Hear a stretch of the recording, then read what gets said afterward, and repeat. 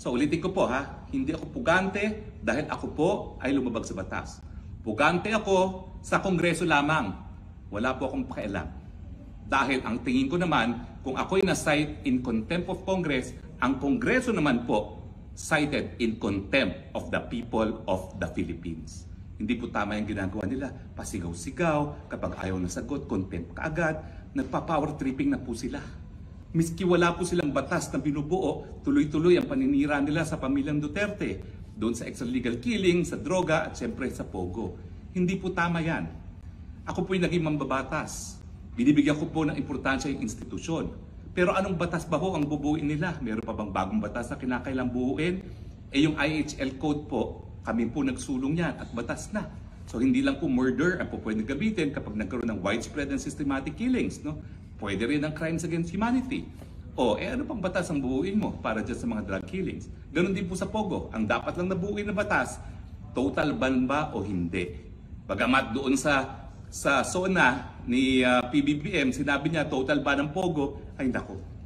Iba na po pangalan nila, IGL. At ngayon may kumakalat, may lumulutang. Meron daw 12 na parang 12 disipulo ni Cristo na mai-exempt sa ban.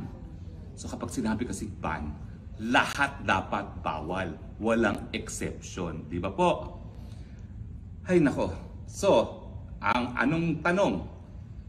Magpapa-aresto ba ako o hindi? Well, naniniwala po kasi ako na kapag ang Kongreso ay lumabag sa kanyang kapangyarihan at naging guilty of abuse of power at grave abuse of discretion amounting to lack of jurisdiction, illegal po ang kanilang order. Kinikilala ko po na kinakailangan magkaroon ng desisyon sa Korte Suprema. Kaya nga po, aantayin ko ang desisyon ng Korte Suprema. Samantalang nag-aantay po ako, importante po ang aking kalayaan.